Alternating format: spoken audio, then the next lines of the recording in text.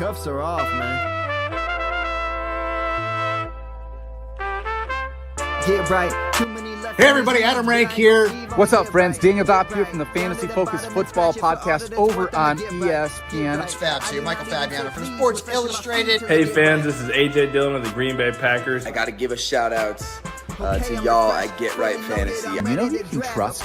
If you've got some questions about your fantasy squad, If you are not subscribed, what are you waiting for? Do you want to lose your league? If you want to check out a cool show on YouTube that'll help you get ready for the fantasy football season, check out the Get Right Fantasy Network. check out the Get Right Fantasy Network. You got to get right with the Get Right Fantasy Network. Best of luck with your podcast. Appreciate the support. Get you right. Enjoy the show. And I'm getting down cause I run my sleeves up. And I'm getting right cause I run my sleeves up. And I'm getting down cause I run my sleeves up. And I'm getting right cause I get. Yo, what up? What up? It's your boy. Welcome to another episode of The Extra Point. I am your host, as always, Phil Ruskin, joined by two of my favorites, two of the best in the business, Kendall Vanderbilt from the Fantasy Football Tavern, and our own classic Mike from Get Right Fantasy Network. What's up, fellas? How's the day been? Happy Friday Eve. Happy Mother's Day to the mothers. I'm sure there's lots of moms watching the show tonight. Hopefully. We can only hope. We can only hope. But yeah, man, how's that, Kendall? Good day for you, man? Just fun Friday or what?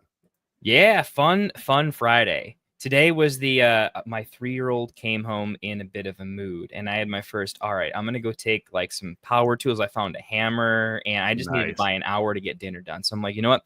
We're gonna smash rocks on concrete, like back in the day. Sounds like me growing up. I'm like, this is some cheap, and he went from the most, unholy little demon to just the happiest kid alive. So I had such a parenting win at like 5:30 when my wife was melting down. It's the best trade I've ever pulled off. It was something, and now I get to talk some football with my boys. I'm feeling it. I'm actually doing my my startup rankings right now too. Nice. They're not finished, so this is how I'm going to finish them. Is watching. This is going to be fun. So I'm fired up. How about you?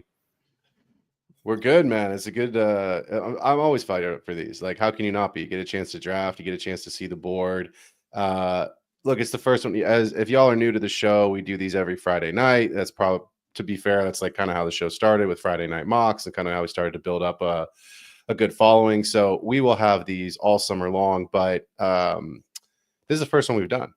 So I'm curious to see where the rookies go tonight. I know we were talking backstage. Tonight is a single quarterback league. So our quarterback's going to go early? Are they going to go mid-range? Or guys, just because it's only 11 rounds and normally you'd have a much larger dynasty roster, are you just not going to take a quarterback? And then we can talk that out. So, yeah, I'm stoked for it. And Mike, how you feeling? I mean, ready for – you got the 101 here in a minute. I'm excited. The board up, so. Nice. Excited. No, doing good.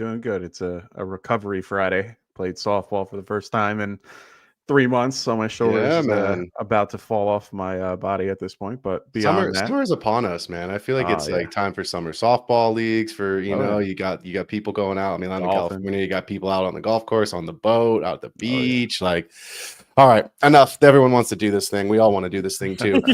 Tonight, we are going to do a one quarterback league. The roster settings, we're only going to go 11 rounds, but the roster settings are 2 running back, 2 receivers, double flex, single tight end, and 3 bench spots. That will be our 11 tonight. It is full PPR.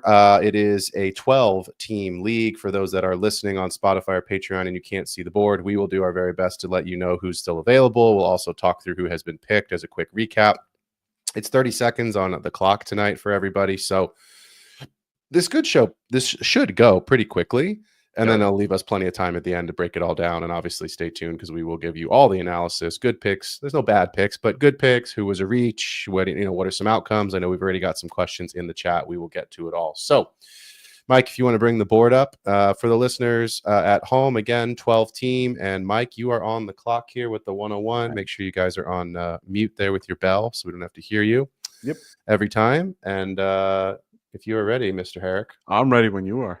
All right. I have a feeling I know who's going to go, but maybe there'll be a big surprise, and Aaron Rodgers will be the 101. This is not 2016. No, it is not. It was Jamar Chase. Big surprise. Let's just stick with the guy. Can't not. I mean, safety first. I mean, he's connected to his quarterback for at least another 3-4 years. It's the safest pick in this whole draft. I'm going to take it. Yeah. You can't not. For those that are not able to see the board, Mike is going to be drafting from the 101 tonight. It is a true Dynasty startup snake format, so he will not be back on the clock until the 212. So he's got the long wait, but he also starts his draft with Jamar Chase. Kendall and I will be drafting at the 105 and 106 back to back, which we don't always love for the sake of content. We'd love to be spaced out, but we may, Kendall and I generally think fairly similarly. We may end up sniping each other a few times, but that's why we mock, because you're going to get sniped in your real drafts at home, and you got to prepare for the chaos, man. You're going to see two people argue over like 1% of value, though. It is definitely going to be us. No doubt. And without further ado, Mr. Vanderbilt, you are on the clock at the 105 with Jamar Chase, Justin Jefferson, Malik Neighbors, and Jahmyr Gibbs off the board here with the first 4 picks. 3 receivers and a running back, again, full PPR. It is half point tight end premium. The rankings didn't reflect that completely. But that's sleeper. You can't do anything about that. So CD Lamb going to Kendall here at the 105, full PPR. For me, that is a tier break at wide receiver. So it is time for Mr. Robinson. Yep. And there he is. Yeah, that's a good pick. Yeah. Brock Bowers at the 107. Interesting. We'll talk about that one. Big Chungus talking about half tight end premium, but interesting pick because he's tight end 1 last year on the season and not a ton of receiving competition in Las Vegas. Amon-Ra St. Brown off the board at the 108, followed by BTJ, Brian Thomas Jr. at the 109. I don't know, guys. Are there any... I feel like BTJ, obviously, we saw a ton last year, but are we ready for the year 2 breakout, or are we just expecting him to just kind of pick up where he left off and be that good again? I don't know if that's really a breakout. I feel like he broke out. So he's we're getting around this draft here. Thoughts, Kendall, real quick. Thoughts on BTJ going into year 2 in Liam Cohen's new offense? Pretty clear. Top 5, top 7. There's kind of this flat tier of really, really, really good wide receivers inside the top 10 where I don't want to pick a ranking for him, but he is solidly inside of that. And I don't think he'll ever leave. 2 things I'll give for him. One, he's an elite red zone threat. Travis Hunter as well, but that's always going to keep him pretty happy. And he did so much with yards after the catch, and he always will. So, if he has certain route trees that are less favorable for him, if he can get like a DK treatment that's not so favorable, the fact that he can still do stuff with, he can just score in so many ways. If it's a chuck at 50-50, he has it. He can play big slot too and things like that. He's too versatile to just not be locked and loaded. He's just going to go get it in the same way that Amon-Ra sometimes works short, sometimes works a little bit long. He's just too technical and talented. He's that, but more physical. So I think he's as safe. Honestly, I was debating between CD and BTJ there. I'm pretty close in my rankings to just moving BTJ up because I do think within 1 year, CD is going to turn 27. BTJ is going to be turned 24. It's enough of a break that I think they're close enough, 2-3 points per game. I would rather take the extra 2 years of youth or 2.5 years or whatever it is. He's moving up my boards.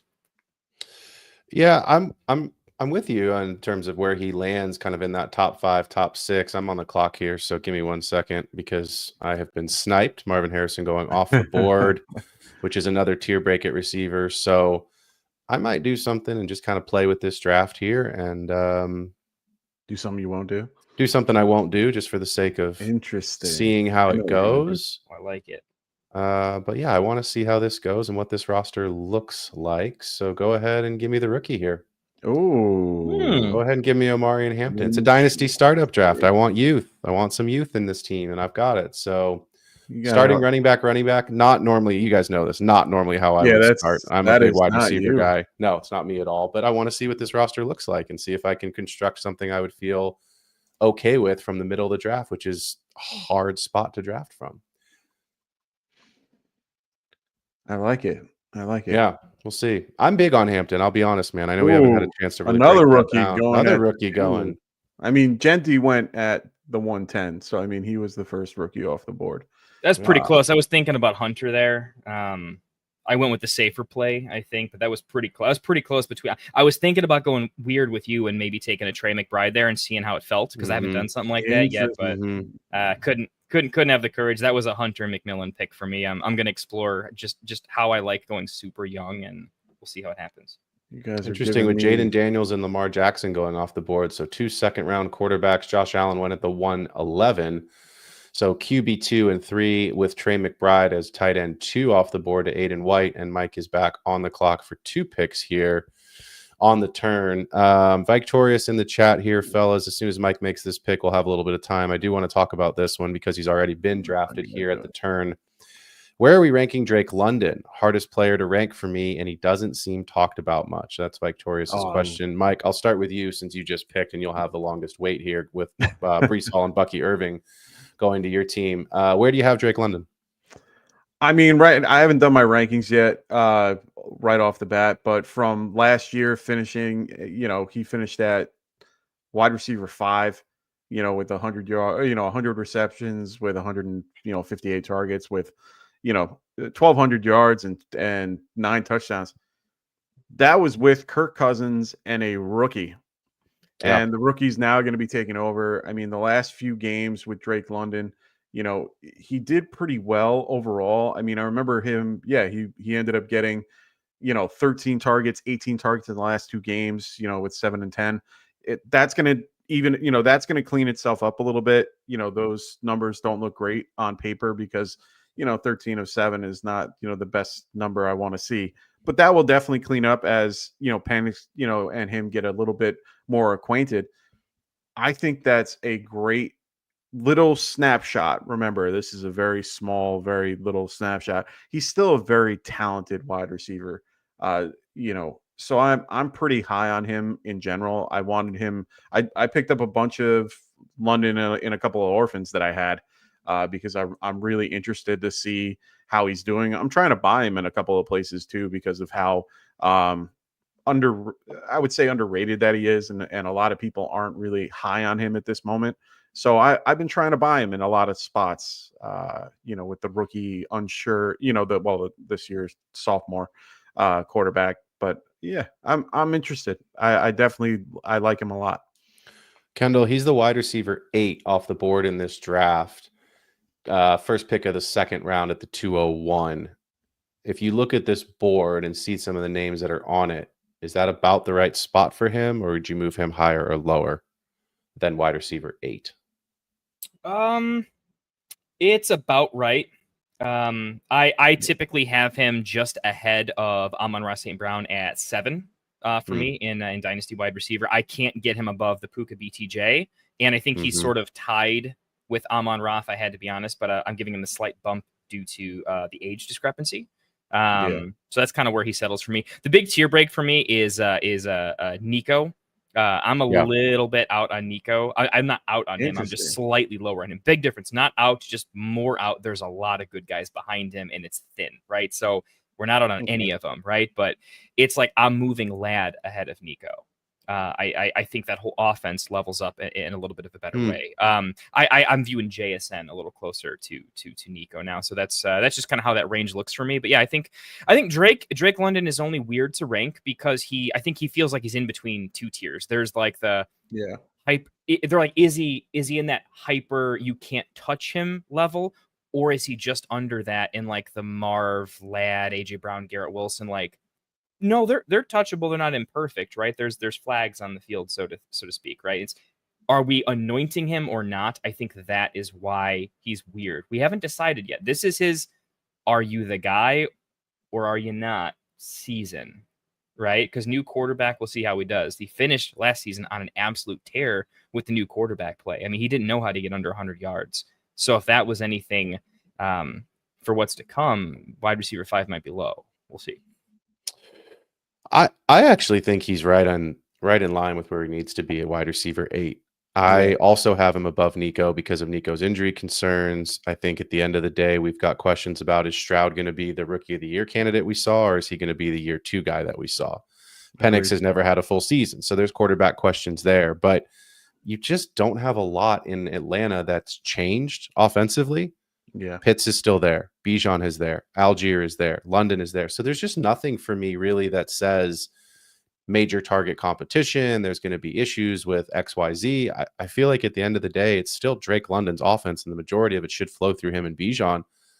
I'm with you, Kendall. I can't get him above Puka. I can't get him into that kind of upper echelon tier with Amon-Ra and BTJ. So I think he's right where he should be. So I'm comfortable with him at wide receiver 8. I'm also comfortable with him as my wide receiver 1. If I start, running back. If I start receiver, tight end premium, maybe I want to go and get, like Big Chungus here on the clock with Bowers. So if I start in a different way, I'm okay kind of falling back into that Drake London pick as my de facto wide receiver 1. So as we get into the 4th round here, teams are starting to take shape. Pretty balanced draft, kind of what I would expect. Our guy Mike NFMTR did start with 4 receivers, so he will be in the running back market shortly. But Amon-Ra, McConkey, Rashee Rice, and Emeka Egbuka. So why did people do wide this? receiver room. Why did people let this happen? I blame all of you. Well, I blame you all. What did we do for here? letting that happen? Oh boy, you're right. So for those that can't see the board, Mike at the 412 starts with Jamar Chase, Breece Hall, Bucky Irving, and now he is on the second half of his turn, but he has paired Mr. Chase with his good buddy, Mr. Burrow. So he has the Bengals stack, and then he comes around the turn with Terry McLaurin to fill out his wide receiver room. So a nice team for Mike there, some youth in the running back room, obviously the number 1 receiver in the league, and we were talking about it backstage. I think Joe Burrow has a chance to be the overall QB1 this season. The Bengals defense is going to be atrocious. They just re-signed Jamar Chase. They re-signed T. Higgins. There's not a tight end that's really going to take targets away. Chase Brown was fantastic, and he does catch passes. Gesicki's Don't talk slander about Mike Gesicki. Mike Gesicki is a body. He's a big body, but he's going to help Joe Burrow. He's not going to hurt Joe Burrow. I know. Yeah, I'm a big Gesicki fan. I've always been a fan of him. In his day, from his days in Miami, and I thought he was always a really good tight end that was just undervalued in a system that never wanted to throw to the tight end. So for me, it's good to see him being a part of a system that he can do well. I was actually a big fan of. Oh God, what the hell was his name until he got booted? Kendall, Matthew Golden. Ooh, interesting. 2 rookies. So a little bit of strategy with, to talk about if you guys want to talk about strategy for a minute for Dynasty startups, how do you guys feel about the concepts of going rookie heavy comparatively to like a more balanced approach? Like how do you guys feel about those particular types of builds? Kendall, I'll start with you because your roster real quick. We'll read it off for those that can't see the board.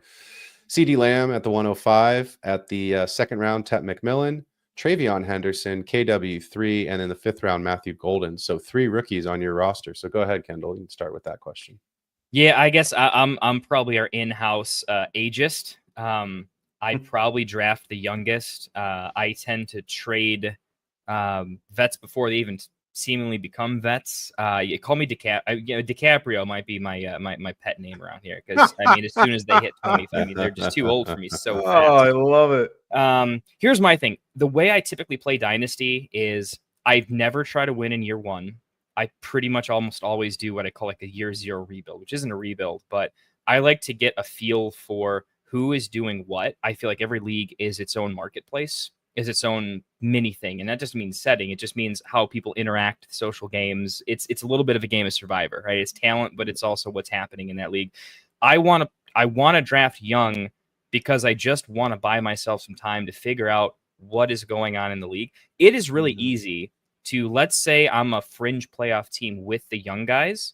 It's not difficult to go trade for a good veteran in week 8, 9, 10 if I think I'm close to a solid run and I can go make that happen. I can go pick up Devontae Adams is one of my favorite vets to go get. I'm not going to draft him, though. I'm going to draft young so that halfway through year 0, year 1, call it what you will, I can take my young player, flip him to anyone that starts off poorly because he's now elevated in value. the player I'm buying is now suppressed in value from the rookie draft, and I get to profit just a little bit on circumstantial trading. So that's why I'm always going to lean younger, even if it looks value negative for an entire year, because I can almost promise you going into year 2, I'm working my entire league and my trades and the way I'm doing it to make that make sense. But it's just the way I prefer to play. Okay. I'm similar in the sense that I'm very comfortable. I'm more comfortable than most leaning on rookies. Okay. I think a lot of people who are, I won't say risk averse, but I think there's plenty of folks out there who just don't want rookies. They'd rather trade for them after they develop, and rather than invest all of their early capital into that. And that's fine. There's no right way to play. There's a lot of wrong ways to play Dynasty and to play fantasy. There's no right way to do it, right? But like you, Kendall, I don't really generally try to win in year 1, but I'll read my team off real quick because I do have a healthy mix here. I've got Bijan Robinson and Omari and Hampton as my 2 running backs to start the draft. And then I went 3 wide receivers with A.J. Brown, Jalen Waddle, and DJ Moore. And then I just came back with David Montgomery. So I'm 3-3 positionally right now. I do have a little bit of age in my receiver room. And I've got 2 young running backs with kind of a middle contract, middle of his road, Cliff Montgomery, but still a very valuable player.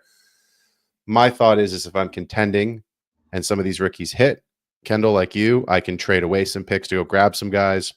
If it doesn't look like a playoff year, a lot of teams could take A.J. Brown off my hands late in the season, and he'd still be a very valuable piece for a playoff contender, and I'd probably get a good pick in return for it. So, I think if you're overly invested in your rookies, they have to hit.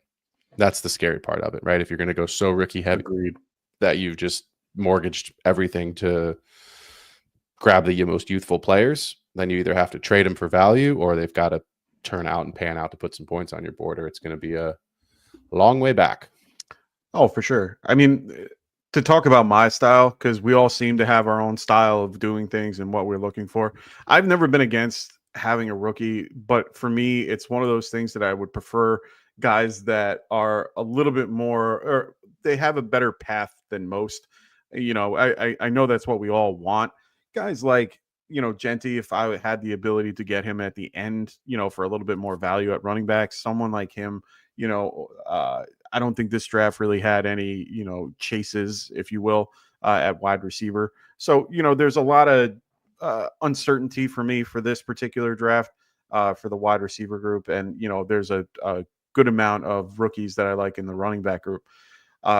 Overall, when I do my particular drafts, of course, I'm looking for age, but I'm also looking for production. As you see, I went with, Breece Hall. He's 23 years old.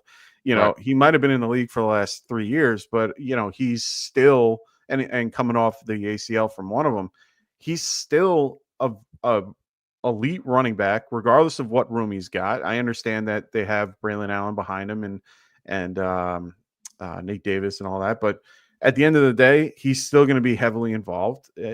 And Bucky Irving showed a great promise last year. Young kid, like him as well. I picked up Tyrone Tracy, as you can see. So I like being a little bit younger at my running back position. I don't mind kind of spreading it all over for the wide receivers.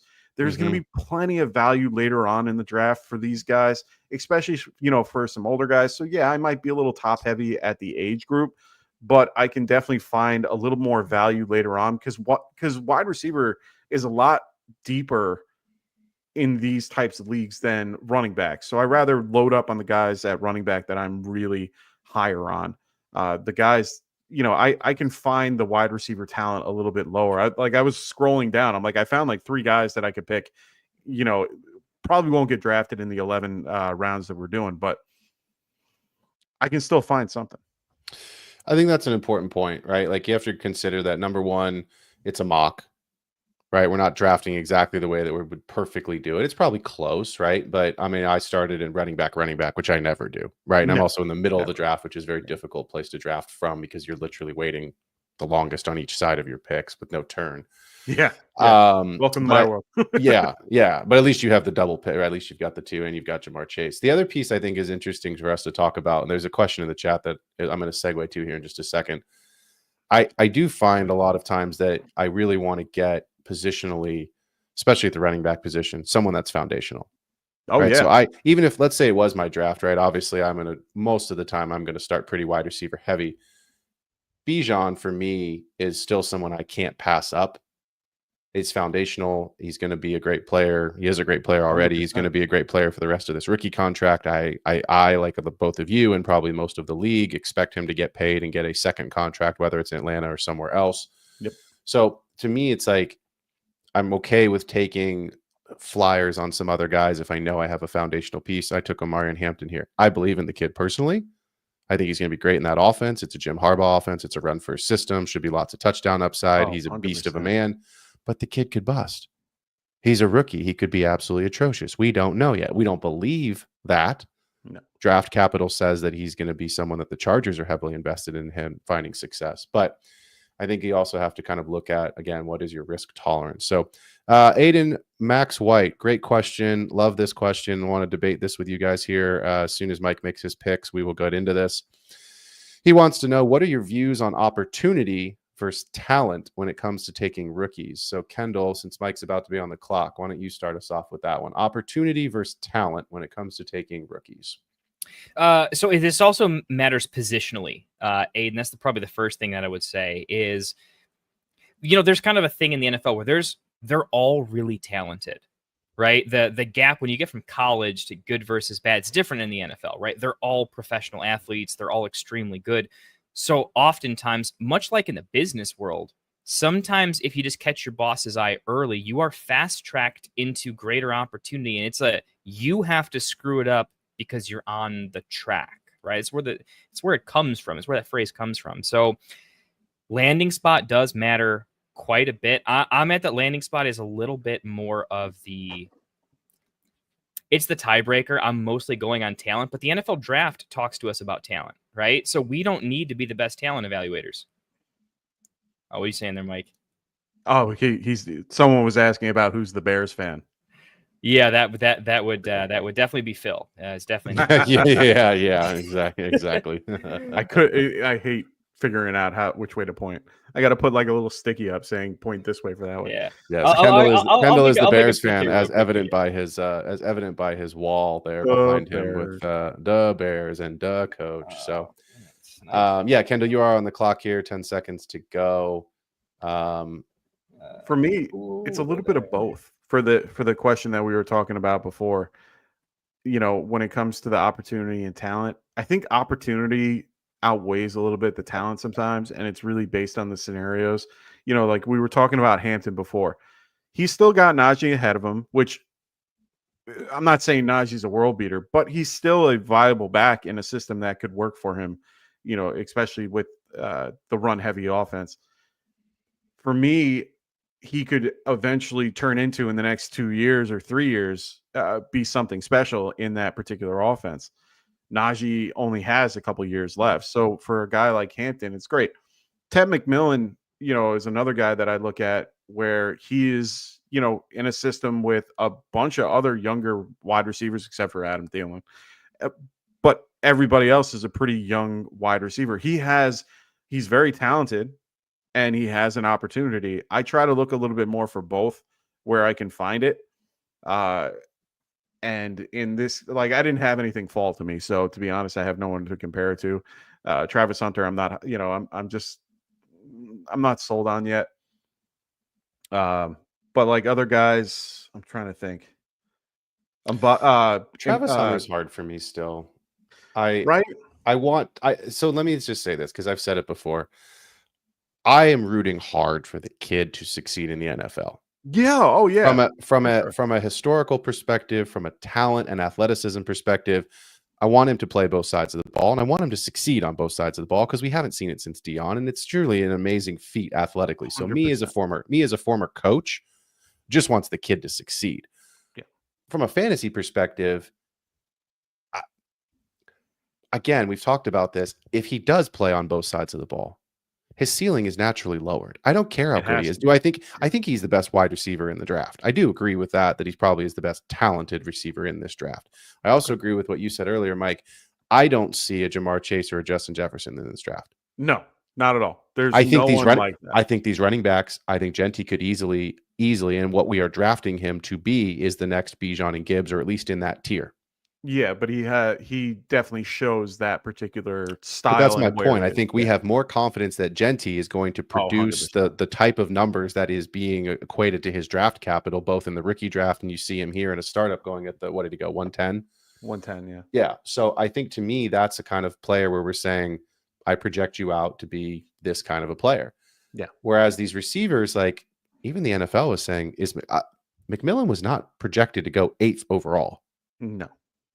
It wasn't. So Carolina obviously thinks he's got all the answers and answers the questions, but people said Hunter was the better receiver. People said McMillan was the best receiver. They said, could Egbuka be the best receiver in this class? I think he could. Egbuka was actually the number 1 receiver on my board. He was for me too. And that was going to be my next point, is a guy like Egbuka, he's in a situation where he's got to wait at least 2 years to be, or an injury to even be ready to be out there with, you have a Hall of Famer in Mike Evans, you have, Godwin coming back from an injury. And then you do have a guy like who I picked, Jalen McMillan, who ended up having a really good rookie season. So it's one of those things or a really good end of the rookie season. So, he's due for his sophomore push and all that. So there's a lot of situational things that can come up. And I do think he has, in this case, he has the talent, but not the opportunity yet. So, like, he's a player on the other end of that spectrum, to be honest. Sorry, I'm on the clock here. No, you're good. You're okay. I got a pick there. I was gonna. So I got a quick pick here. Not a big deal. We're gonna go ahead and pop that off the board. I don't know why he's still available. Oh, I like it. Oh, I like it. Yeah, you do. That's you guys let me have that one. I want to get back to Aiden's question, because I had to pick randomly, and I had to kind of finish off there. So, and here's my thing. This is from a fantasy perspective, right? The way I play the game is I don't need to be the best talent evaluator. If my league mates want to try and be, good for them, right? They're going to be right and they're going to be wrong, but the NFL will tell you who they think is good. Your job in fantasy is, you want to make your own evaluations, but it's also just listening to the people in the room. So I tend to be landing spot and like NFL conversation over talent, because one, I'm just going to trust the NFL and their scouts over myself 10 times out of 10. I might have a spicy pick or take or scheme fit or something, right? But I'm just not going to have the hubris to say like, oh, I love this guy, so I'm going to take him. He got drafted 3 rounds later than this guy, but I really liked him in the prospect profile. So that point alone, when you look at after the draft, it changes everyone's rankings, right? We don't say, no, I was right. We change it dramatically. And the fact that we change it dramatically means the fantasy community cares more about landing spot than it does talent. Talent is much more of a tiebreaker later on. The way we draft in Dynasty, typically tiebreakers are who went earlier in the draft. You'll see that in rookie drafts for sure. It will, if it's between 2 players, it's usually whoever's going to take is going to go for whoever went first in the draft. So because of that, landing spot definitely matters. Jaden Blue is an okay running back, but his landing spot's fantastic, right? He's got the chance to like really do something. So he's getting elevated over better prospects that went to worse landing spots, because look, they might be a better running back, but they're just in a situation where their talent's not going to matter as much. If that makes sense, right? Everybody in the NFL is talented. Yeah, I'm with you. To me, the talent does make a difference in landing spot, because you can have high value targets in a low volume system, right? That's what we talk about with the Chargers players all the time. Ladd McConkey literally made his living last year off of high value targets in a volume system that was not nearly what the Ravens were throwing it, or the Bengals were throwing it, in the propensity to throw every. Oh, sorry, I'm on the clock. Who do I want? K-Dot. We'll move on with that. So to me, it's like you still have to be good, right? Because I go back to this, and we talked about this, guys, and we'll talk about it again for 30 seconds here. Everybody was so hot and bothered the minute that Alexander Mattison and Miles Sanders became quote unquote starters, with the trade to the Panthers for Sanders plus the contract after having really never been in like a true workhorse and the guy in Philly. And then Madison, obviously, with Aaron Jones. Who left? My brain just went blank. No, Aaron Jones came in. Who left? Ty Chandler left, and they brought in Mason. No, but who was? Oh, Dalvin Cook. Sorry, Dalvin Cook was. Yeah. I was like someone who's not even in the league. I was like, I had to rack my brain there for a second. When Dalvin Cook left, he was still right. a player. But again, look what happened. If you bought Madison and Sanders, or if you started a startup draft with Madison and Sanders banking on the fact that those guys, because of opportunity, were going to be the guys, your dynasty team is crushed right now. Crushed. So, I would add a lot of that is pay attention to contracts. If you want to level up your dynasty game, pay attention to contracts and just talk to people in conversations that are a little bit sharper. I had to do that to level when I was in that, like when I was going from like I'm crushing it in redraft, I'm winning a lot of leagues well above average. I got into dynasty. I really didn't know how to evaluate talent versus contracts. Because it's also, they might go to a new team. That might be a different situation. That's good and bad for different types of positions, right? It just changes the dynamic, and it helps you sharpen your picks just a little bit. So that's one thing I'll say. And to get your point, Puka, right? In terms of, you got him a little bit early. I still see that this year with like Torrey Horton is kind of my Puka of this year. He's going to a situation where he's talented. He's going to have opportunity. You got to look at it in a full, like 1 year ahead window. Who on the team has a contract that is talented, but is probably going away, right? Like Cooper Kupp is a big name, but he's a temporary fill-in. He could get re-signed. I doubt it happens. So you can really look at him as a 1 year from now wide receiver 2, unless nothing happens, right? That's similar-esque to what happened to Puka. You're like, I don't know. I think he's talented, but if you look at if he's just halfway decent in this good quarterback, you're going to be fine. Yeah, I mean, I think the other thing you have to remember, you brought it up, and it's a really good point, is follow the money. The contracts will speak, right? And look, just like a draft where people make the wrong pick or you get the pick wrong, sometimes you pay the wrong guy, right? We've all seen some of these contracts. So and so has one good season. I mean, the perfect example is Saquon Barkley and Daniel Jones. Mike, sorry, I'm going to pick on Daniel Jones for a second here because they paid the wrong guy. Daniel Jones did not do fucking shit to get the Giants to the playoffs. Saquon Barkley did. But they paid Jones like he was the guy, and now all of a sudden they can't get out of that contract. They're upside down on quarterbacks. Meanwhile, Barkley goes to an in-division rival and wins the Super Bowl and got paid. So I think everybody can make a mistake. GMs are no different. But at the end of the day, the majority of what you want to be following is the contract situation, because contracts do two things. Number one, the capital at the financial investment that the team is making is saying, we got to get you the ball because we're paying you to be the guy. Number two, the years, right? We talk about some of these contracts. Are there voidable years? Everybody was so out last year on Josh Jacobs in Green Bay. It's a 1 year deal. Jacobs is toast. Jacobs is not going to be anything. Don't draft Marshawn Lloyd. He's going to be the guy. Marshawn Lloyd spends the year on IR. Josh Jacobs was the focal point of that offense, and he was fantastic, and he bounced back to what we saw in Las Vegas. So guess what? It's not a 1 year contract. It's a 3 year deal. And the Packers could have gone either way and been like, if he had sucked, the Packers had the perfect out either way. If Jacobs had sucked, they could be like, well, we knew that he wasn't very good, and we structured the contract so we didn't, it was a team-friendly contract, and boom, we get rid of him. Now they're running around saying, hey, we love him. Look at this guy just did for us. We're going to keep him for 2 more years. So I love the comment about keeping the contracts in play. I know we've got some stuff in the chat. Guys, please remember that we do have super chats. So if you are really wanting to get your question answered and you want us to stop what we are doing and answer it, go ahead in that super chat. You can throw us a couple bucks in there and we will do that. I think this is on my stream, so maybe we don't have super chats on this one now that I realize that. Possibly, yes. Possibly, but on the main show. But it's also streaming tonight. It's streaming on the other one too. We see you though. So there you go. But yes, we will get to you. We would love to make sure we get all of these questions answered. So let's do a couple questions since I know we've had some folks waiting. Why don't we go back? We will break down. I was going to say, why don't we go back to the very top from the first one, because John was been very patient and we wanted to really talk about this. Yeah, we will get addicts. I did see you. We will get to you. Don't worry. So John Nickel, great question. Have you guys talked about the Pickens trade? If not, how does it affect your ranking of him and DK? So I assume everyone that's watching and listening to this show knows. For those that don't, George Pickens traded to the Dallas Cowboys this week, which leaves DK Metcalf as the only competent player in the receiving room in Pittsburgh with no quarterback to throw him the ball. So I'm not sure how that's going to happen. Maybe he'll just play Wildcat under center and DK. Jason Rudolph is the one throwing it. For now. For now. Jalen Warren's got a good arm, I hear. Yeah, exactly. You know, maybe they'll have like tryouts or something. Anyway, we have not talked about it. So, Mike, let's start with you. George Pickens. Let's start with the George Pickens side of it, and then Kendall, I will throw you the DK side. But Mike, George Pickens going to Dallas. Where do you see him, and does it help or hurt anybody in that offense?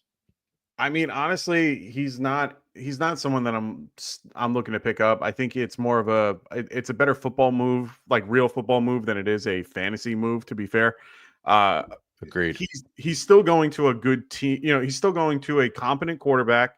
They are rebuilding their line. They do have CD. He's really a piece to kind of take away a little bit of coverage from CD to kind of keep everything balanced. Like I said, he kind of balances the roster a little bit because he is a competent wide receiver too, in an NFL system. I think he can do well as long as he is, he gets his shit together. Other than that, I don't really see him being anything special. For me, he's probably a wide receiver 3, mid wide receiver 3 with like low wide receiver 2 upside. I mean, that's about like the highest compliment I could give him, to be fair. I'm not really high on George Pickens as a whole, to be quite honest. So I think he can live in that particular spot. But for now, like I said, it's more of a real football move than it is a fantasy move. So in this draft, Kendall, I'll get to you in just a second with the DK side of the house. But in this draft here, he went at the 604. So going at the earlier part of the 6th round. Here's some players that were around him receiver-wise. Jamison Williams starts the round. Tyreek Hill, the 603. And then we don't see another receiver come off the board until the end of the round here at the 611 with Jerry Jeudy. Look, Pickens has finished wide receiver 39, 30, and 42. I understand the challenges he's had in Pittsburgh, but he was the wide receiver 1 in those offenses. He was the guy. He's only eclipsed 1,000 yards once. He's never gotten more than 5 touchdowns in a season. So I've never been in on George Pickens personally. I don't think this move impacts or changes anything in my rankings.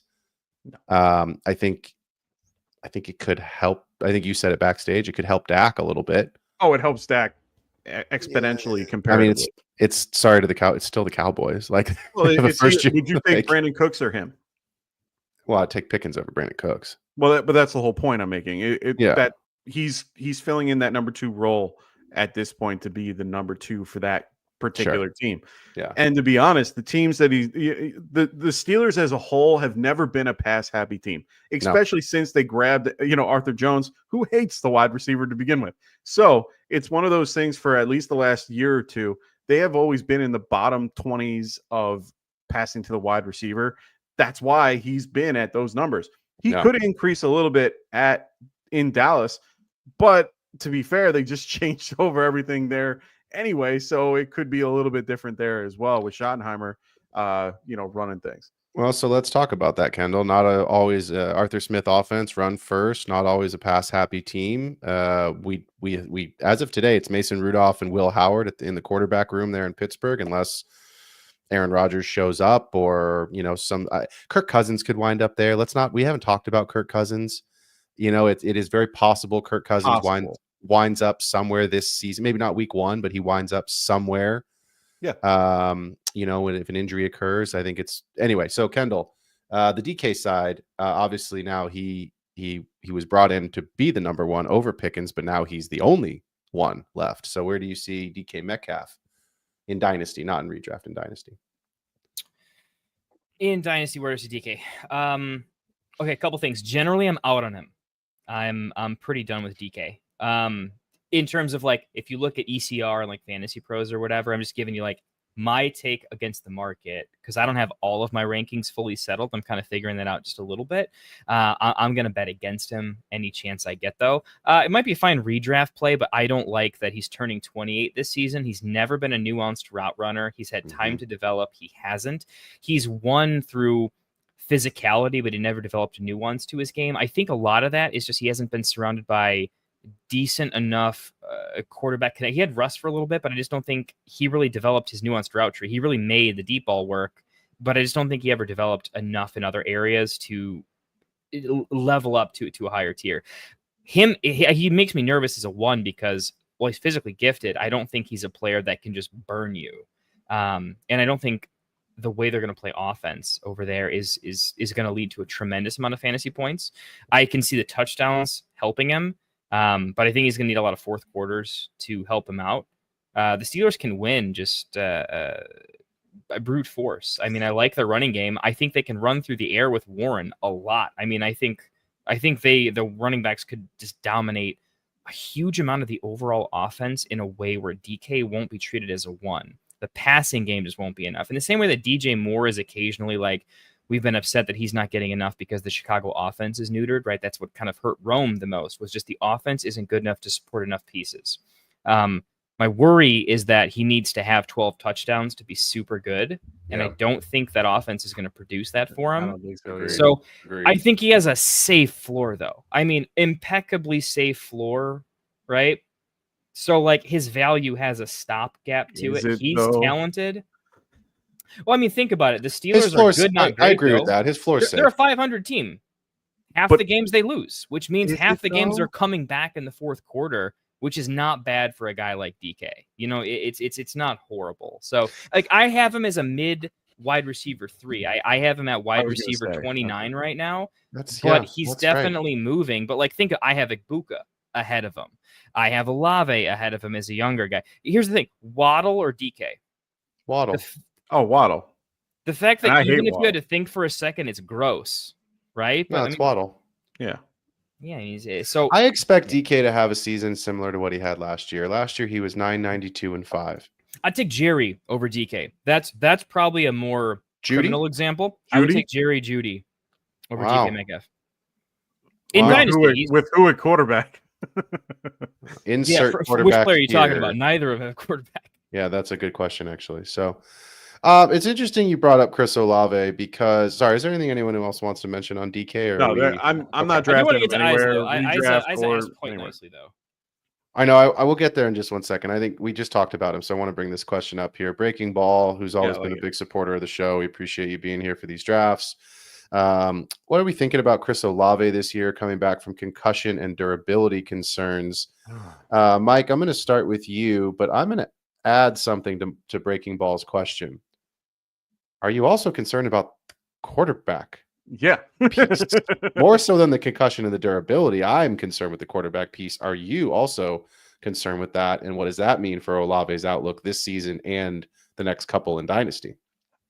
I own him in Dynasty in my big leagues that I enjoy playing in, and man, it is hard to figure out what to do with him currently. He is such a talented wide receiver, but it's so hard to figure out what to do with him. They only have Brandon Cooks and Rashid Shaheed on the roster, besides him, so it's not like they have a ton of weapons. Foster Moreau's still there, Juwan Johnson's there, and they now have a new coach with Kellen Moore. So there's a lot of change going on. But Kellen Moore in the past has always been, and his particular system tends to run through the wide receiver 1. Mm-hmm. So it's one of those things where I feel comfortable, but it's a real big question mark when you have Derek Carr unknown on what's going to be on his season. If Derek Carr was playing, I feel a lot more comfortable with him as my quarterback than I do with a Tyler Show, who at this point might be the one taking over at this point, because I see no other situation that I can think of that Carr is playing based on the news that we're getting. It seems it seems like he's not playing this year. No, it very much looks like Tyler Show. If they were saying his name correctly, we should find a pronunciation guide if somebody wants to Google that real quick. Yeah. His mother would be very upset with us here on Mother's Day weekend. But it does seem like he's going to be the guy, regardless of what Carr's status is. I don't believe Carr is going to be healthy for week 1. It doesn't sound like he will be. So my concern with Chris Olave is this. In Dynasty, I'm like you, Mike. I own him in a lot of places, and I own him in my main Dynasty league. I'm concerned that the Saints just have 2 issues. Number 1, you've got a brand new head coach who wants to get his stamp on the team and get his guys in, and that's as most head coaches and new GMs do. Number 2, their cap situation is fucked. Oh, they're horrible. They're at the very bottom. So they are in a horrible position, and they don't have valuable assets to get rid of to get contracts off the book. Alvin Kamara is old. Derek Carr is on his most likely his last NFL contract as a starter. I imagine him going somewhere as a backup, but I don't think he's a starter at the end of this contract. I see the Saints as a team that are in the Arch Manning sweepstakes because of the historical perspective. How do we say the last name? Yeah, go ahead. How do we say the last name? Shuck? Yeah. Like Tyler Shuck. Oh, well, that changes things in a big way. It's so weird because I'm looking up how to say it, and it's like it looks like cough or even show. The correct pronunciation is shuck, like all shucks. Whoa, that's gonna be or shuck corn. We'll have to find some fun creative nicknames for that young man this season. Oh, yes. I've lost my thought, my train. I think the Saints are going to be in the top 5, drafting a quarterback next year. 100%. Kellen Moore is going to want to get his own guy in there. Tyler Shuck is probably not the answer long term. I think he's fine. I think he's a big kid. Like he's going to be durable. But he's a bridge. He's a bridge. He ain't a franchise quarterback. So I think weird to call him a bridge. I mean, this is the NFL. The definition of a bridge is more of a, it's a vet that can get you. This is what they do these days. So my concern with Olave is, yes, he's the wide receiver 1, but is there just going to be too much transition to really produce enough consistency in reps and in game play with the same quarterback? I think he's going to volume his way to a decent season, but I don't think it's going to be a season where you're getting a top 24 finish out of him. I just don't see it. It's hard for me to see it. And honestly, with the injury concerns, one hit, it don't matter where, like every play, if you're watching him, you're going to be sitting there going like, like he's a fragile being at this point. I mean, he's getting up there with the Tuas of the world and even more, to be honest. Yeah. I mean, let's get to Aza's comment here, and he did have a question, and then I know Evan Gonzalez had some. It's less of a question; it's more of an interesting comment, which I think sparked some discussion. So let's get to Aza's comment, then let's break down the draft, and then we will get to Evan Gonzalez here. So Aza would like to know: do you guys think what happened? Oh, you pulled it up. Sorry. Do you guys think that Colston Loveland would be a good equalizer for Caleb? And I don't see how we can not let Kendall answer this particular question. I know, right? So Kendall. All right, Isa, I'm trying to figure out which Isa also help us out, man. I don't want to be Shuck. Yeah, we just got Shuck. yeah.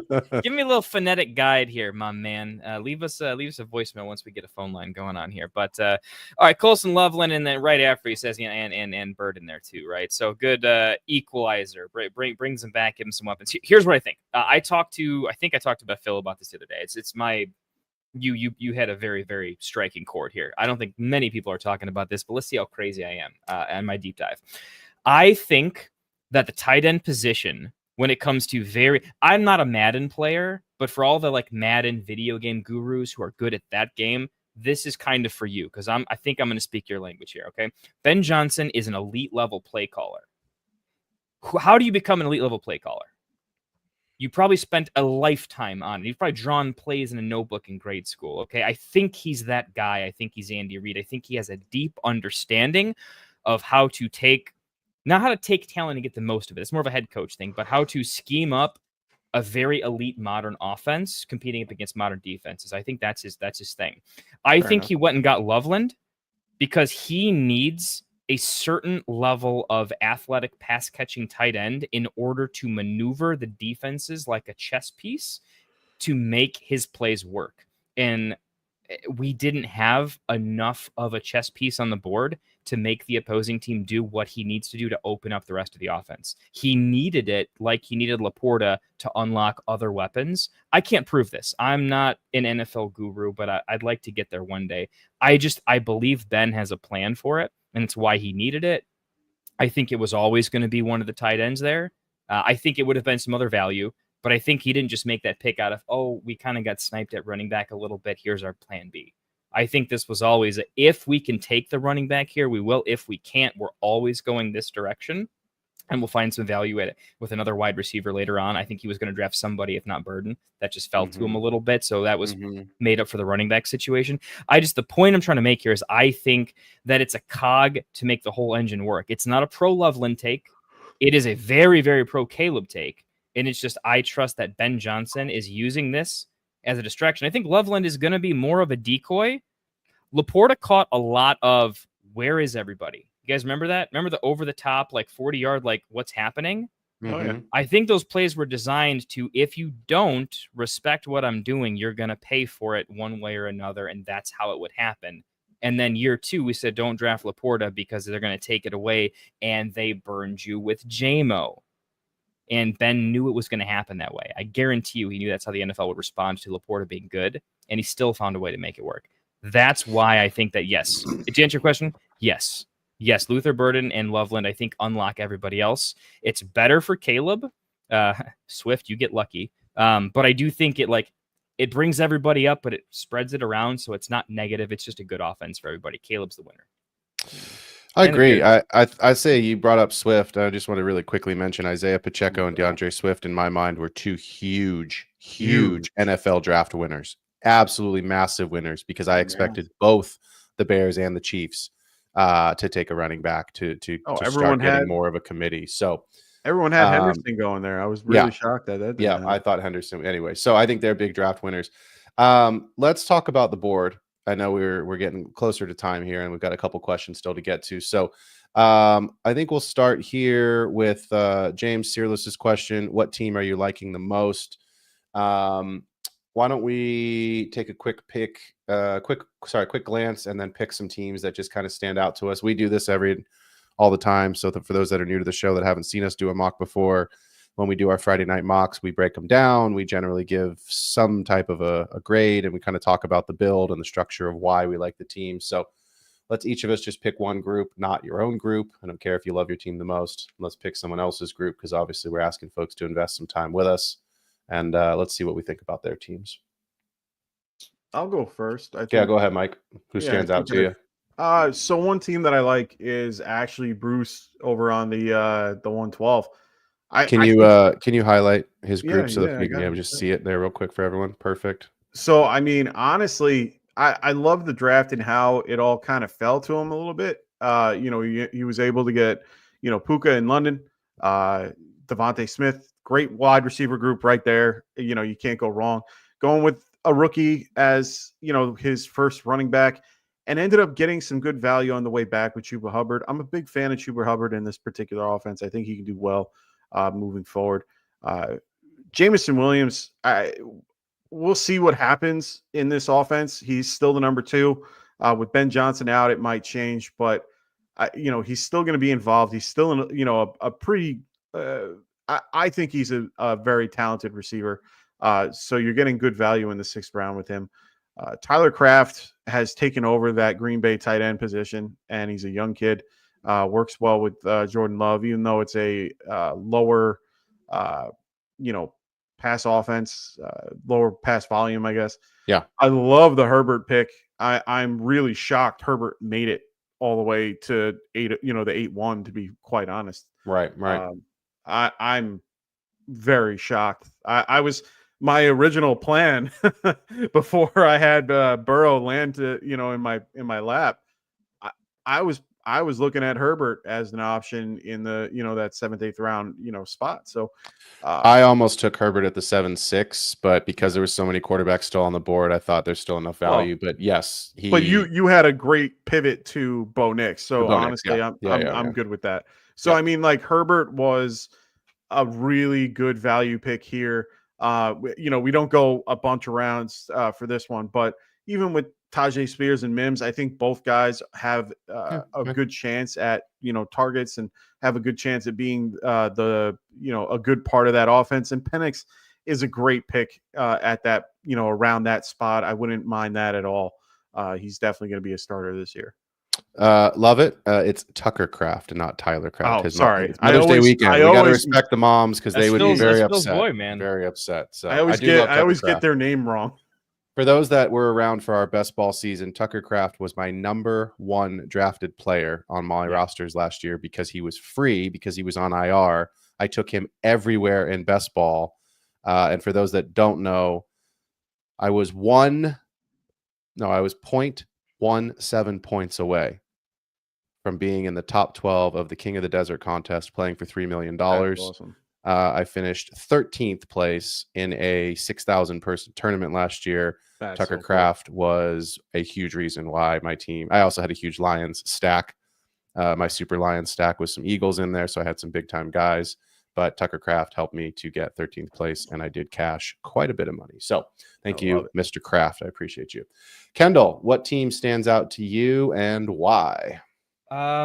Can't pick your own. I like my team the best, though. I made like 5 mistakes that are like gonna eat at me, and I'm actually gonna have a hard time sleeping because I'm a little embarrassed. I didn't have a queue that was better. I had so many. This is why we do the mock draft. Yeah, if I had a minute-long clock, it'd be my team by a country mile. It's still my team though, but I can't pick my own, so I'm gonna pick actually hometown guy. It's not because you're hometown though. You, I didn't like your last 2 picks, but I love your draft. Victorious is getting it for me for sure.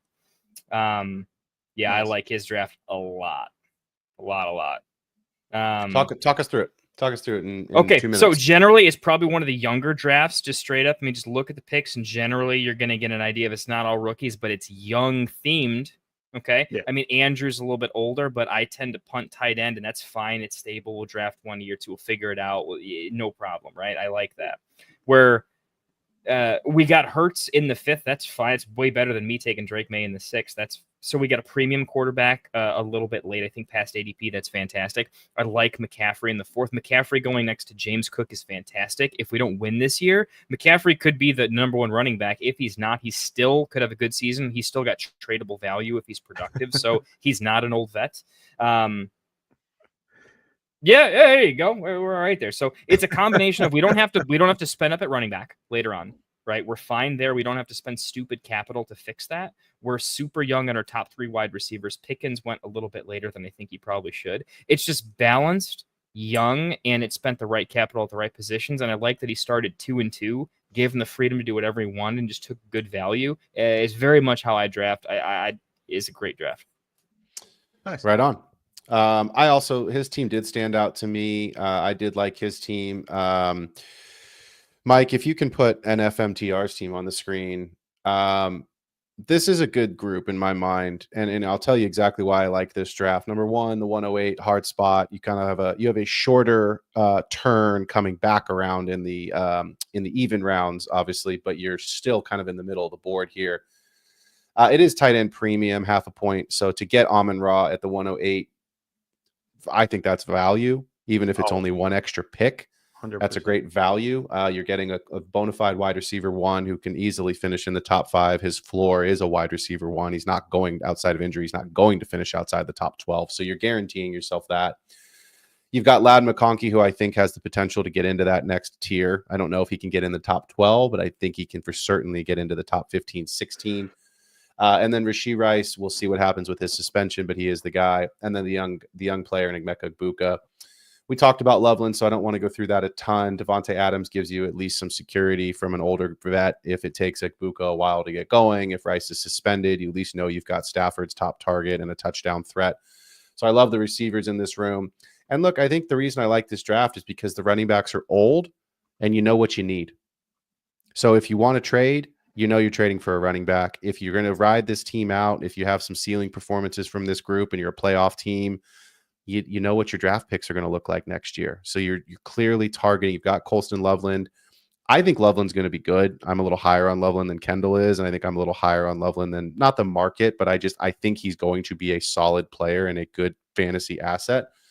So to me, you've got someone you've locked down that position with. And look, Mixon and Kamara we talk about this all the time. You guys hear me say this every single show. You play Dynasty in a 2 to 3 year window. That's what's left on these guys' contracts. That's probably what's left on their NFL viability for like actually being, starters or at least real players there. Connor as well. But for 1 season, they're going to score a ton of touchdowns. They're going to have a lot of value. So you've got great youth in the wide receiver room, which is normally how I build my teams, which is why this one stands out to me.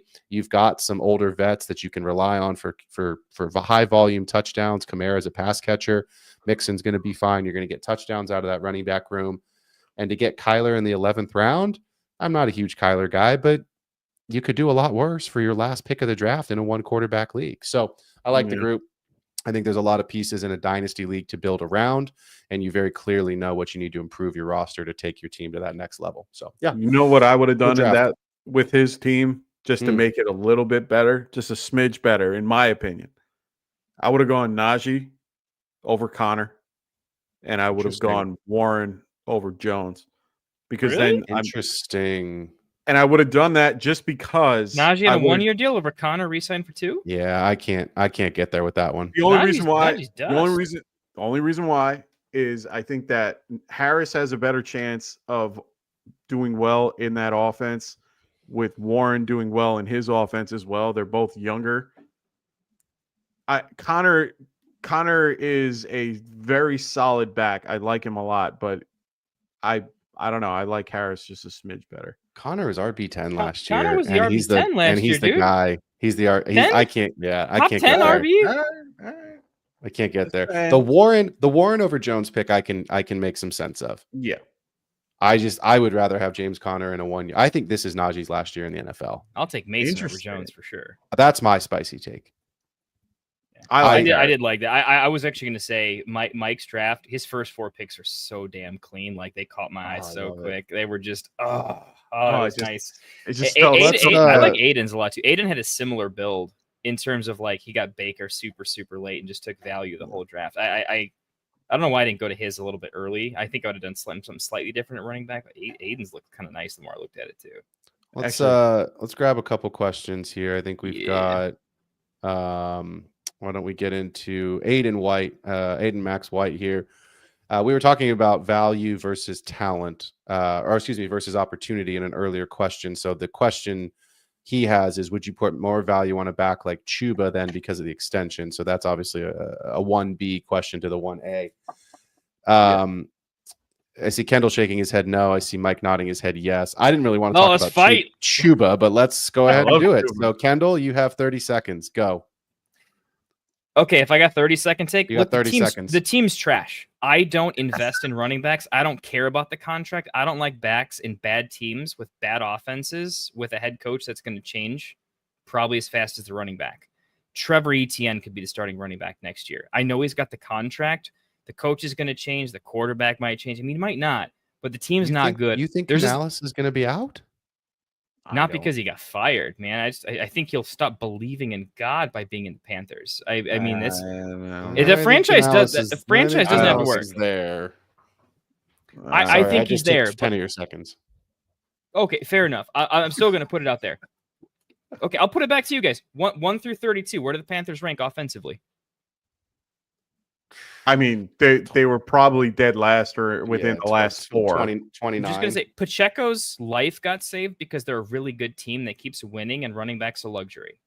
Okay, that's the only reason he's still fine, because they got other things to worry about, and he's just good enough. I don't invest in running backs on teams that have a lot of bad stuff going for them, because the regime changes way faster than you think, and it gets muddy, and they try stuff because they're out of the playoffs by week 8. Mike, you liked Bruce's team the best. He took Chuba Hubbard as his RB2 with Kinshawn Judkins. Why do you like Chuba in this offense? Chuba had an opportunity to finally get the full workload without having somebody like Sanders trying to like dip his toe in. They finally gave him the ball to actually be a part of it. Yeah, they drafted Jonathan Brooks. I told everybody last year, Brooks was not going to play until the end, near the end of the season. Yeah. They continued, and now, with the news that he's going to be out all of next year. I mean, this is a full another year. They gave him a full extension for another 3 years. Chuba was top 15 in full PPR last year and almost went for 1,200 yards on the ground and was able to be top 15 in receptions as well. So, I understand he's going to be on a bad team, if you will, but he was one of the more productive backs last season with more than 250 touches. I mean, the guy was he was 12th in touches in running backs. I mean, the guy did very well with what he had. His yards per average were 4.8, which is right around the average where you want to be. I mean, come on. Stop talking down on something on a bad team He's Okay. such a. Can I rebuttal? Can I rebuttal? I'm gonna tie break it because I'm a big Star Wars guy. You know, Miles Sanders had a good year one time too, right? It's a trap. No, it's not a trap. Here's why it's Here's why it's a trap. Here's why it's a trap. It's a trap. Here's why. No. You just said it, Kendall. Miles Sanders, Alexander Madison. I brought them up earlier. Number 2, they just drafted a wide receiver. They extended him after the injury. They just drafted a wide receiver 8th overall. They brought in Rico Dowdle, who is a better running back than Miles Sanders is. He's a better running back than Miles Sanders. Rico Dowdle was competent at times on, you want to talk about bad offenses last year. So competent. Chuba's good. Yeah. Chuba's a talented running back. Chuba's good, but again, I think Chuba hit his ceiling. I don't see Chuba getting inside the top 12. That's not his ceiling. I think he's in that 15 to 24 range. That's where he's going to finish. So if you want him as your RB2, that's fine. Oh yeah, I don't want him as my RB1. No, he's an RB2. I don't even want him as my RB2. I want Chuba. If I have Chuba on a roster, and I don't, I want him in the bench where I have to flex him on bye weeks or, God forbid, in case of injury. I think he's going to score some touchdowns, but Canales wants Bryce Young to get better. His job depends on Bryce Young getting better, which means Xavier Legette needs to take a second-year leap, which means Tet McMillan, the 8th overall pick in the draft, needs to contribute right a frickin' way. What about Coker? Exactly. Yeah. Next. So, again, they don't have much, but I think there's more options than just going through Chuba. So, all right, let's move. We had a question that I wanted to get to here. I guess it's more of a comment, but where did it go? Evan Gonzalez. McCarthy. We got to do more of these debates, man. We're Evan Gonzalez says, I made some amazing trades to get some cornerstone starters, but the cost of these trades has left me with a relatively empty bench. Trying to figure out if I should wait to try and draw out some bench pieces from waivers and the rookies I've got, or to dissolve one of my starters to get a deeper bench. Kendall, let's start with you. Would you rather be top heavy, or would you rather be a little bit more balanced, which is really the root of this question, when it comes to your dynasty roster? So there's 2 questions here. 1, what should I do with my bench space? And 2, did I do the right thing? Or vice versa. That 1, you did the right thing. I don't care what format you're in, because you've given yourself options, and those options allow you winning strategies. 100%. When you have a full bench, you have to take value negative trades in order to get back into a profitable situation. That's nuanced. I'll get to that in a much more later videos. The whole point is you can pick up players for no capital for free on waivers. Particularly 4th round running backs tend to have the highest hit rate late. So if you clear your bench, pick up every, shot you can at running back, and you might struck gold for absolutely free. It's fantastic. Other thing it allows you to do is make trades. One thing you can't do, one thing I did this year very successfully, is I made sure to parlay and grab a lot of extra 3rd round picks, because I knew it was going to be a very good running back class, and I knew a lot of them were going to be good situations. Who knows who they are at running back, but they're going to be a good situation with a lot of aging vets with space behind them. Those 3rd rounders turned into a lot of Jaden Blue, a lot of a lot of get-ins, a lot of folks that I like quite a bit. With that space, you can now take not a premium player, but you can sell somebody who you don't need for much, but you can start selling for thirds. You can pick up thirds and grab thirds. And so going into next year's draft, you can have a lot of late picks in addition to your free agent acquisitions for free this year. And between your dart throws for free this year and your very value-centric trades that you can make into thirds next year that are just sort of for free on the side, you're going to give yourself a lot of free lottery tickets to hit a few Pukas and Bucky Irvings. You only need one to give yourself a free first-round value that no one else really has. And that's definitely a way to win and a way to build a winning window. That's the winning strategy that you're doing. Mike, would you rather have a deep bench with some options, because we know that football is an absolute bloodbath of injuries and you're going to need those guys, especially in a dynasty format where you're not redrafting every year? Yep. Or would you rather shoot for the moon and have the highest ceiling with your starters that you could possibly get? So normally what I tend to like to do, I like to not have I honestly pretty much mortgage my picks for players, for debt. So I will do what I can to, use my draft capital for guys that have done well and, that have been productive. And I try my best to find those teams that, are willing to let those guys go and, do my best there. Otherwise, then I pivot to Kendall's method and, pick up guys on waivers. I have no problem with trying to sell off a guy for some depth if needed. It's based on the type of league and the format. I have a salary cap dynasty league that I do that all the time in because it's worth it. I'm in the process of trying to sell Tyreek Hill. It's nothing. We all are. Yeah. So it's more, and it's not even more for the actual talent of the player. It's the cost of holding him. Could I afford to hold him? Yeah, I can. Yeah. But would I prefer to get two other players that are at lesser value of Tyreek to kind of equal out what Tyreek could do? Of course, I would rather do that. I had a trade in place that I'm trying to work out with the guy, and it's my 2 seconds, which are the 201 and the 203 this year, and Baker and Tyreek for Drake London and Rashid Rice with Brenton Straton thrown in there. I'm trying to get something like that together so that I can get two very solid but questionable wide receivers to fill my void, and it would work out a little bit better in my opinion, because then my roster is a little bit better off because of cap and a few other things. So, little things like that I am always trying to do at one point or another. Yeah. So here's my thoughts. I will say that Kendall classic Phil in that area. What a homer this guy. I just super chatted him on the side here. I just actually Venmoed him about 20 there, so no worries. Let's look at we've got Travis Lynn. Appreciate you, Travis.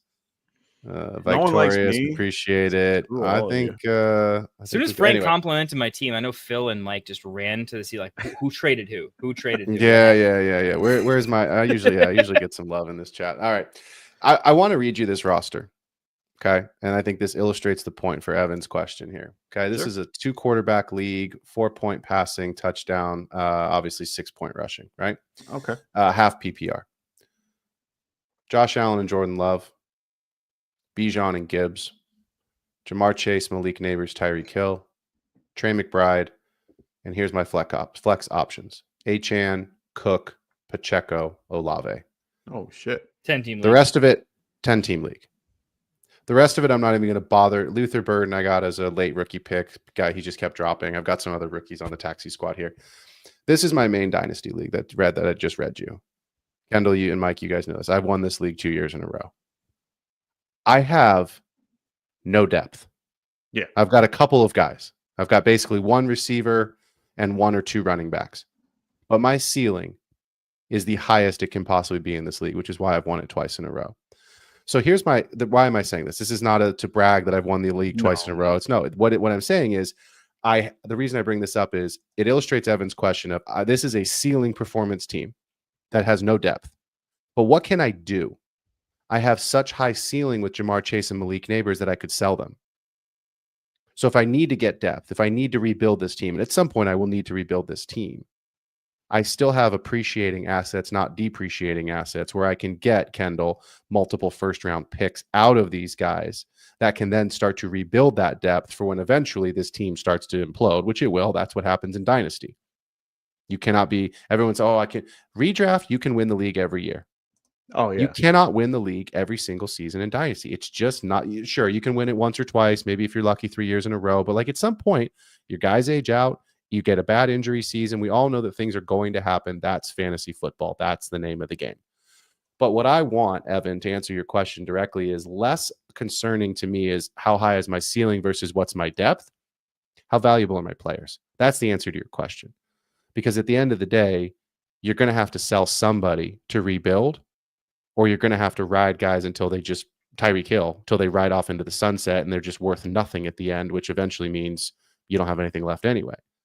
Right? So I would rather have the most high value players that I can get to give myself either the best chance to win or the best chance to get the most high value picks to rebuild the team. That's how I would approach it. So I understand the conversation about depth. I understand the conversation about ceiling, but Kendall and I talk about this a lot when we do our shows kind of in the summertime. It's a currency. Draft picks are your only currency in Dynasty. That's your money.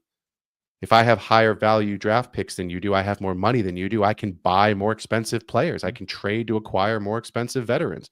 It's just the way that it works. There was a guy in one of my leagues this year who had 7 picks over the 3 rounds of the draft. He didn't make one trade. I couldn't believe it. Yeah. I thought for sure he would take. He had 4 of his 7 picks. 4 of them were second rounders. Wow. You could have taken the 107 and a second or 2 seconds and gotten into the top 3 to go give yourself a high ceiling rookie, give yourself the best opportunity to give, an immediate impact player, but also to go and get, someone whose value should hold, right? We expect Genty's value to hold. So I think it's an interesting conversation. We could go all night on that one, but lots of different takes. So I think, guys, that's it. Let's finish with this one. It's not really a question. Leaf 05. Yeah, let's go 5 more minutes and then we'll wrap it because the show's running a little long. Leaf 05. JJ McCarthy not getting drafted in a startup dynasty league where JJ, Addison, and Hawk are getting picked is baffling to me. So first of all, it's only 5 rounds. Excuse me, 5 rounds. Sorry. Leaf, I'm looking at his name, Leaf 05. It is 11 rounds, so I would assume JJ would have been drafted. Most dynasty rosters are 25 to 30 deep, so he will get drafted. He's just not going in the first 11. We did about 35% of a normal draft. Yeah. My question is this, because he didn't ask a question. JJ's basically a rookie. What is your outlook, Kendall, for him in dynasty? Because we know that this quarterback class, we believe, isn't very good. 2026? No, the one we just drafted. Oh, yeah. Cam Ward and Shador and Tyler. What's his name? Shucks? Tyler Shuck. Yep. So, he's almost as old as we are. Which is not good. So what is your outlook on JJ? Look, it's tough. I still treat him like a rookie. I mean, he practiced and stuff, right? So I have to give him that benefit a little bit. I'm debating in my head how much of a bump I need to give year 1 or 2 training in the NFL. I don't have a lot of historical comps for it, but the comps that I've looked at are pretty good, which I don't like because I don't like JJ. So everyone knows I was on the Drake May side. I said anyone who's taking JJ above Drake May is crazy. I said Drake May he's got enough Herbert that he's worth the risk, and I'm printing on that one, by the way. All you guys who are out on Drake May, the Patriots, crushing you right now. But JJ, look, I like his legs more than I like his passing, right? Like I like JJ the prospect as someone I want on my team, not because I'm like, ooh, JJ's good. I'm like, ooh, fantasy is a cheat code. It's not the NFL. He's an athletic quarterback that can score with his legs too, and he has insane weapons. Like he's set up to be pretty good, but I didn't like him. I didn't like that he threw about 10 passes a game in college. I didn't like that his team was way better around him. He was not nearly the best player on his team by far. That worries me. That worries me a little bit. You know what I like about LSU and Ohio State? Them wide receivers, they are the best player on their team. Like you see what you get. I don't like that. I don't know what I get in JJ. I don't know. He seemed to be carried by everyone else around him. Caleb Williams was real good in college, right? Struggled as a rookie, and he is a way better prospect than JJ. Way better. I mean, phenomenally better. So actually, if you were disappointed with Caleb, why do you think JJ is going to be like way better? You can tell me his weapons, but you cannot tell me on paper he was a good throwing quarterback in college. You can't tell me that. He just wasn't. My issue with JJ McCarthy is the same today that it was a year ago. We just don't know because we haven't seen it. You brought it up, right? Like Jim Harbaugh's offense at Michigan. I think he threw 18 passes a game. Yeah. It was a rush heavy. Yeah. So it's one of those things where it's like, I get it. People like the film. They like the athleticism. Like they're asking him to make all the throws, and he can make all the throws. He just hasn't done it at a volume level. So I will say this because I said it last year many, many times, and I'll say it one more time. If you believe in the talent of Justin Jefferson, Justin Jefferson is going to bring JJ McCarthy along, right? I think Rafi just put it in the chat. Has Kevin O'Connell. Kevin O'Connell, like Sean McVay, has a proficiency for developing players that he can get the most out of their talent, and they can be excellent players. I think you're going to see JJ McCarthy be a lot like Justin Herbert. I think it's going to be efficiency. I think it's going to be efficiency driven. When the pressure's I on don't think for picks? I don't possibly. I don't think that possibly because again, he hasn't done it. I don't think they're going to ask him to do too much too soon. No. And when you have Justin Jefferson, I think you're going to give him high value, high efficiency, high completion rate throws to just keep the thing moving. And if you can burn him over the top, great. But I think it's going to be, let's get 12 yards a clip. Let's get 15 yards a clip on these throws. We got a great running game. We've got multiple weapons. Can I throw something at you? Yeah, he ain't going to throw it 52 times a game. I want you to answer it, though, because you're running with this. I don't want to take the take here. How concerned are you that he has good weapons around him, right? Like elite weapons. Elite weapons are expensive, right? Mm-hmm. Meaning if he's not good, they're in so much trouble. I mean, buried trouble, right? What do you mean? Why are you paying Justin Jefferson? Because TJ, they're offense heavy. If the guy giving the ball to the offensive players isn't good and you're spending millions of dollars on the people that get the ball and you can't get to them, as an owner of that, as paying for that, I am not happy. And I'm doing something fast because I'm not paying Justin Jefferson $2 billion to not get the ball thrown to him. I mean, I have no leash. I have no leash for JJ. Zero. JJ gets whatever JJ wants. Figure it out. Because if McCarthy sucks, JJ's gone. He will say, "No, I'm winning a ring." He's not going to take money and not want to win a ring. He can. He just signed the second biggest contract in wide receiver history. Well, that's what I was trying to say. They're together for the next 4 years. He can't go anywhere, JJ. No, JJ's staying. That's what I'm saying. JJ decides who plays. Justin Jefferson is staying. Here's why I'm not concerned. Okay? Because that's what the NFL is doing now in terms of a model because of the salary cap. 100%. If you look at the last couple of years, the model has been go pay the best defensive, go pay the best offense, whichever the GM decides the team needs the most, and go get a rookie quarterback. Because the rookie quarterback on a cheap deal allows you and frees up that cap space to go and pay guys that you can't pay.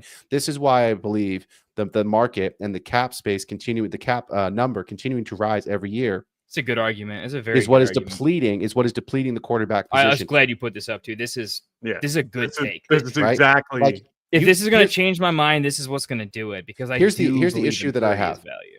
There is no fucking reason that Trevor Lawrence and Tua Tagovailoa deserve to be paid more than Patrick Mahomes 100%. or Joe Burrow or any of these quarterbacks, but because the market said I have to pay them now, and this is what a going rate for a quarterback is, that's what they get paid. So to bring it back to JJ McCarthy, I don't want to have to go and pay, sorry to people that believe in Tua and Trevor Lawrence, I don't want to go pay an average QB2, a QB1 salary when I can go pay Justin Jefferson, who I know is the best wide receiver, or fine, Jamar Chase, but who is easily one of the best two wide receivers in the league. We'll give it to you. I don't want to go and pay. The Niners haven't paid Brock Purdy. Well, yet. Yeah. I don't know that they're going to because I think the Niners, really? Yes, I'm a Niners fan. No, you're so paying Purdy. You're paying I don't think so. I don't think so. And here's why.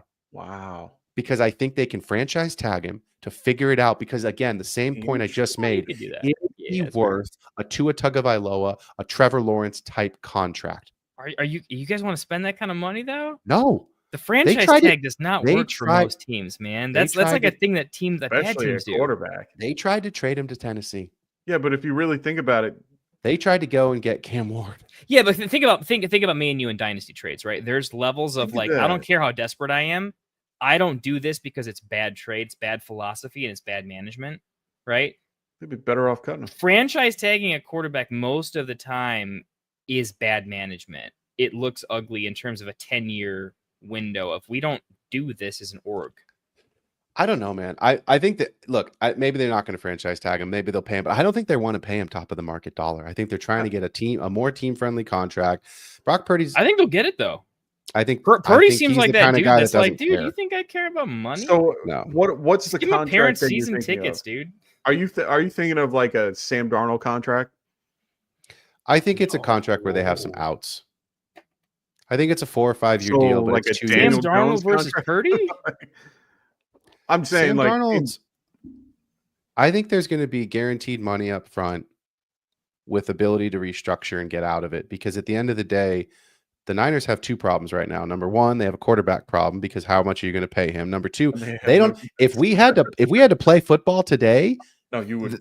There's not even 11 guys on the field. Like we only have like 7 guys. You lost one of your best D tackles. Actually, your 2 best D tackles. Yeah, Rafi Baker contract. Baker contract's accurate. I like. We don't have enough guys to play football, so it's like the Niners got to. That's why they haven't paid Purdy, because they still have to put 53 bodies in the dressing room there to actually get this thing going. So Purdy's going to be better. You take more talent away from that team, Purdy's going to he's going to get better somehow. I'm just calling it. He's good at let me paint the picture with this, because I'm staring at him right here on my screen. Jordan Love. No. Jordan Love had a good season. He had one good season. He had an okay season last year. Overrated. The Packers did not get Packers did not get 1 ounce of value out of his rookie contract because of Aaron Rodgers. That's true. So they had to pay a player who they had basically never seen play a real football game and only practice. And that is a difficult thing to do. Whereas you've got these guys, JJ McCarthy. Dynasty's fun, man. Dynasty is so get out of it. If there's a lesson, any of you guys that aren't just like in 20 Dynasty leagues, go get in. Dynasty is so much fun. Even watch, we're the broke experts, right? Go watch all the top end experts, not have any fucking idea of what's happening, because it's a very, very intense game of very fine margins with philosophy, and Dynasty's just the best. If you guys want to have fun with Dynasty, one of my favorite things to do and one of my favorite leagues that I'm in is my Dynasty salary cap league. It is crazy just to work with that. Though. Our group chat is 75% of our group chat is it's just me trying throwing to out mathematically figure out Mike's trades. Some of that is I also, by the way, I did make that trade for Justin Jefferson today. Oh, nice. And you guys, I missed it, but I came back to the group. I had 43 missed text messages in the group chat when I went to I got out of that. By the way, quick plug, guys. If you guys super chat us like, hey, I want to I'm trying to do this trade. We will have, we'll forget you paid us, and we'll spend a day and a half just because we want to win the trade like it's our own team. So please tell us the trades you want to make, because we have no lives and we just want to win these trades and dissect them to the nth degree. So send them in, man. Yeah, for sure. Me and Phil need something to do, and Mike has to fight with me about something, That's true. We will be, I will not be here next week. I am off to Arizona next week with my buddies for a golf trip that is long overdue. Jealous. That I have. We have put this book on the Will you books. send us a picture of it? Can we thumbnail it? Can we thumbnail you playing some golf? No, you cannot. I don't think it's going to be. I mean, maybe. But I'm so going if to you call guys want Phil's to do buddies and have him take some camera. No, we Phil might do the a golf show. course, and we're going to show some of that. If you guys want to do the show next week, please do the show. I will not be here.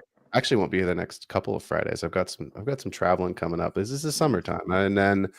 But we will be getting into Friday night mocks here pretty soon as we get into the summer. So please stay tuned. If you are not subscribed, jump into our channels. Obviously, the Get Right Fantasy Network, but please jump over to the Extra Point and the Fantasy Football Tavern. It helps me and Kendall's own individual brands. Obviously, we are part of the Get Right Fantasy Network, so please subscribe there to us as well.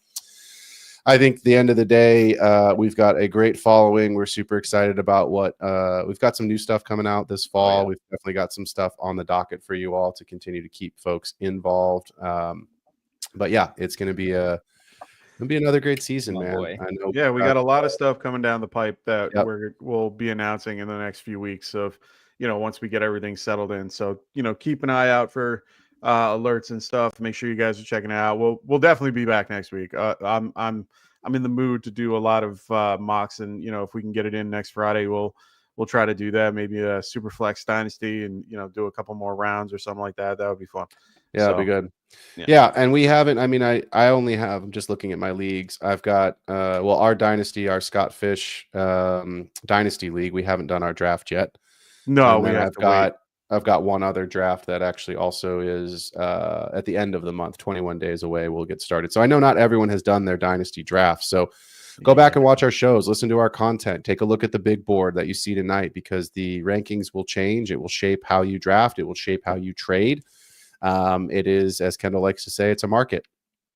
Assets are rising, assets are falling. That is exactly how Dynasty works. It is very much a market. So be in the trends before your league mates and competitors so that you can get those championships, man. That's what we're all about. So, and Trump's not here to change all that. So we're okay. Well, we're good. We made it through a whole show, Mike, a whole show. Hey, anybody that was in this draft or has buddies and leagues in this draft, by the way, if you guys want a reaction to video, if you want follow-ups, just message us.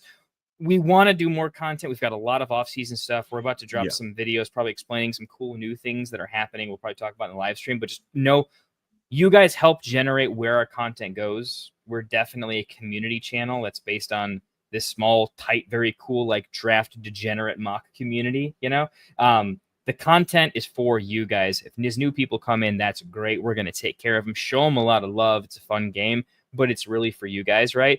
So like really like reach out, like we'll do stuff based on what you want. I'll do a quick breakdown of this, like with either guy or just on myself for a quick minutes. If you just want a quick 5-minute, 10-minute breakdown of your draft, just message us, reach out to us, let us know what we can be doing to bring content and value to what you guys are doing. We're trying to change our content schedule and what we're doing. There's a lot of stuff, but it's based on, we don't have like 10 million fans, but we have like, 200 solid group.